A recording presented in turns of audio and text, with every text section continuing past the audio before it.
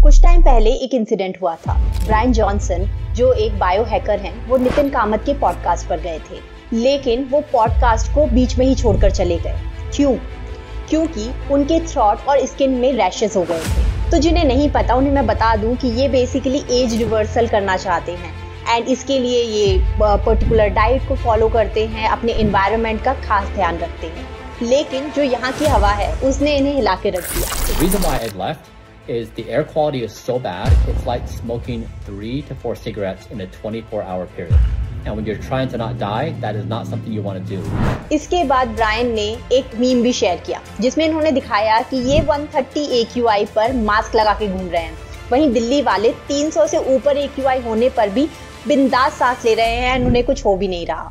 वैसे हम सब ने सुना है कि दिल्ली दिल वालों की है, लेकिन अब लग रहा है कि दिल्ली स्ट्रॉन्ग लंग्स वालों के लिए भी है। इस इंसिडेंट के बाद सोशल मीडिया पे रिएक्शंस की बाढ़ सी आ गई। किसी ने बोला कि we know you are going to sell an air purifier next. वैसे ये सच हो भी सकता है क्योंकि इतनी एयर क्वालिटी खराब होती जा रही है कि अब एयर प्यूरिफायर की जरूरत सबको पड़ेगी। दूसरे ने कॉन्स्पिरेसी थ्योरी निकाल दी कि ब्रायन जो है वो शंघाई गए थे जहां चीप एयर प्यूरिफायर बनते हैं, तो ये सब ड्रामा है। कुछ लोगों का कहना था कि हाँ भाई प्रॉब्लम तो है, बट इस प्रॉब्लम को सॉल्व करना आसान नहीं है। पर खुद ही सोचो कि ये सारी कंट्रोवर्सी एक रियल प्रॉब्लम को हाईलाइट करती है, जो है एक्सेप्टेंस। हमें इस पॉल्यूटेड हवा की इतनी ज्यादा आदत पड़ गई है कि जब भी कोई आउटसाइडर इसके बारे में कंप्लेंट करता है तो हमें लगता है कि ये ड्रामा कर रहा है या ये हमें जानबूझकर नीचा दिखाना चाहता है। चलो मान भी लिया कि ब्रायन जॉनसन जो है वो पब्लिसिटी स्टंट कर रहे थे, ड्रामा दिखा रहे थे, लेकिन क्या हम ये बोल सकते हैं कि जो भी उन्होंने कहा वो झूठ है? एंड ये हालत सिर्फ दिल्ली की नहीं है। चलो मान लिया कि दिल्ली तो कैपिटल है, लेकिन जो बाकी की सिटीज हैं उनका भी हाल कुछ ऐसा ही है। तो बेसिकली हम ये कह सकते हैं कि प्रॉब्लम तो तब सॉल्व होगी जब हम एक्सेप्ट करेंगे। जरा सोचिए कि AQI इंडेक्स के हिसाब से 0 से 50 को गुड माना जाता है, 51 से 100 सेटिस्फैक्ट्री, 101 से 200 मॉडरेट, 200 से 300 पुअर, 300 प्लस से 400 वेरी पुअर एंड 400 प्लस से 500 सीवियर। यहाँ पर एक लिंक भी देती हूँ, जाकर अपने शहर का AQI चेक करो। जो इंडिया के मैक्सिमम सिटीज है ना, वो आपको एम्बर या रेड में ही मिलेंगी, ग्रीन आपको खोजना पड़ेगा लिटरली। और अगर मैं हमारी मेजर सिटीज की बात करूंगी ना, तो यहाँ पर अहमदाबाद का 178 है, बैंगलोर का 136, चेन्नई 184, हैदराबाद 143, कोलकाता 175, मुंबई 148, दिल्ली 209 एंड पुणे 115। एंड ये जो डेटा है ना, मैंने एक पर्टिकुलर डे में देखा है, ये घटता बढ़ता रहता है। मतलब मैक्सिमम टाइम्स जो है ना वो ये या फिर इससे भी बढ़ जाता है एक टाइम पे जाके तो। एंड इवन कुछ शहरों में तो ये इतना हाई चला जाता है कि बाहर लोगों को ये समझ में नहीं आता कि फॉग की वजह से कुछ नहीं दिख रहा है या फिर पॉल्यूशन की वजह से सामने वाली बिल्डिंग गायब हो गई है।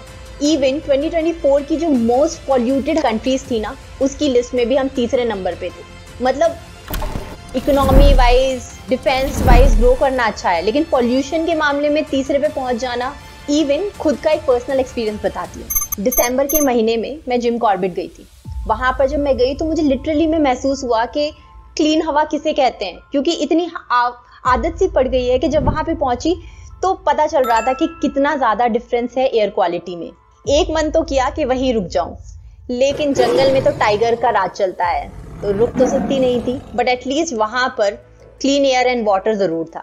अब आप खुद ही सोचिए कि फ्री बिजली और फ्री पानी का क्या फायदा जब जो आप हवा जिसमें सांस ले रहे हो और जिस पानी को पी रहे हो वही क्लीन ना हो। एक टाइम था जब लोगों को साफ पीने का पानी मिलता था। वो लोग, याद होगा कि बचपन में हम लोग वाटर प्यूरिफायर्स नहीं लगाया करते थे, लेकिन आज आपको बहुत ही कम ऐसे घर मिलेंगे जहां पर वाटर प्यूरिफायर ना हो। अब जो टाइम आ गया है वो ऐसा है कि एयर की क्वालिटी इतनी ज़्यादा ख़राब होती जा रही है कि लोगों ने अपने घर में एयर प्यूरिफायर लगाना भी स्टार्ट कर दिया है। अब कुछ दिनों बाद जो लोग हैं घर से बाहर निकलेंगे एक ऑक्सीजन सिलेंडर के साथ, क्योंकि बाहर तो सांस ले नहीं पाएंगे। एंड अगर ऐसा ही चलता रहा तो जो एयर पोल्यूशन है उसके कॉन्सिक्वेंसेस भी बहुत ज़्यादा ख़राब होंगे। अगर हम यहाँ पर हेल्थ इम्पैक्ट की बात करें, पॉल्यूटेड एरियाज में जो लाइफ एक्सपेक्टेंसी रेट है वो 8 साल तक कम हो सकता है। वहीं 2030 तक जो मॉर्टेलिटी रेट है वो पोल्यूशन की वजह से 21% तक बढ़ सकता है। अब आप सोच रहे होंगे कि हम तो डेवलपिंग कंट्री हैं, हम क्या कर सकते हैं? मतलब ऑब्वियसली इतनी बड़ी पॉपुलेशन है, काम करना पड़ेगा, इंडस्ट्रीज चाहिए, बट इसका इम्पैक्ट ये भी होगा कि जो इकोनॉमिक ग्रोथ है वो भी स्लो डाउन हो जाएगी। अब जब हेल्थ इश्यूज होने लगेंगे तो जो हमारी पॉपुलेशन है वो उतनी ज़्यादा प्रोडक्टिव भी तो नहीं रहेगी, तो इकोनॉमिक ग्रोथ कैसे होगी। वहीं जो एनवायरमेंटल डैमेज हो रहा है उसकी वजह से हमें देखने मिल रहा है कि कहीं जो है वो आग लग जाती है, कहीं सूखा पड़ जाता है, बिन बारिश बरसात का मौसम आ जाता है, जब बर्फ गिरनी चाहिए तब तो गिरती नहीं है और जब नहीं गिरनी चाहिए तब गिरने लगती है।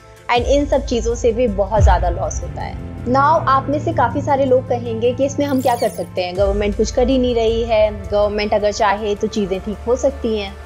पर यहाँ पर एक सवाल है आपके लिए कि क्या कभी किसी ने भी एयर पोल्यूशन है, एयर क्वालिटी है या पोल्यूशन है उसे मुद्दा बनाया है।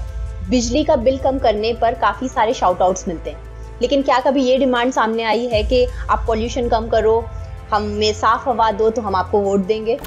गवर्नमेंट ने ऑलरेडी कुछ प्रोग्राम तो लॉन्च किए हैं, लेकिन जब तक हम स्ट्रॉन्ग डिमांड नहीं रखेंगे तब तक स्ट्रिक्ट एक्शन होने नहीं वाला है। वहीं कुछ ऐसे स्टेप्स हैं जो गवर्नमेंट इजीली उठा सकती है, जिसमें से एक है अर्बन प्लानिंग। आज के टाइम पे जो सिटीज़ हैं उनका बर्डन कम करने की ज़रूरत है। अब आप देखो कि नॉर्थ में सिर्फ दिल्ली एनसीआर ही एक ऐसी जगह है जहाँ पर अपॉर्चुनिटीज़ मिलती हैं। इसकी वजह से जो आसपास के एरिया के सारे लोग हैं वो वहीं माइग्रेट करने पर मजबूर हैं अगर उन्हें घर के पास रहना है। एंड इस वजह से जो दिल्ली एनसीआर एरिया है वो बहुत ज़्यादा क्राउडेड हो गया है। अगर हम और कहीं अपॉर्चुनिटीज़ दें या अलग हब्स बनाएंगे तो ऑटोमेटिकली जो लोग यहाँ माइग्रेट कर रहे हैं वो दूसरी जगह को ऑप्ट करने लगेंगे एंड इसकी वजह से जो रिसोर्सेज हैं उन्हें भी इजीली डिवाइड किया जा पाएगा। दूसरा है इंडस्ट्रियल प्लानिंग। तो यहाँ पर जो भी इंडस्ट्रीज़ को ओपन किया जाए उन्हें देखा जाए कि एक प्रॉपर डिस्टेंस मेंटेन हो, उसी के संग जो क्राउडेड एरिया है, जो ये मेन स्ट्रीम सिटीज़ हैं उनसे काफ़ी दूर बनाया जाए, जिससे कि जो पॉल्यूशन कर रहे हैं वो ईजिली एब्जॉर्ब कर सकें। वहाँ पर जो इन्वायरमेंट है वहाँ पे ज़्यादा से ज़्यादा पेड़ लगाए जाएं, जिससे जो उनका इम्पैक्ट है उसे हम कम कर पाएँ। तीसरी चीज़ है पब्लिक अवेयरनेस। ऑब्वियस ही बात है कि अगर हम इस पे बात करेंगे, मुद्दा बनाएंगे, ज़्यादा से ज़्यादा इस चीज़ को डिस्कस किया जाएगा तो ये बात पक्का है कि इस पर थोड़े टाइम बाद कदम ज़रूर उठाए जाएंगे।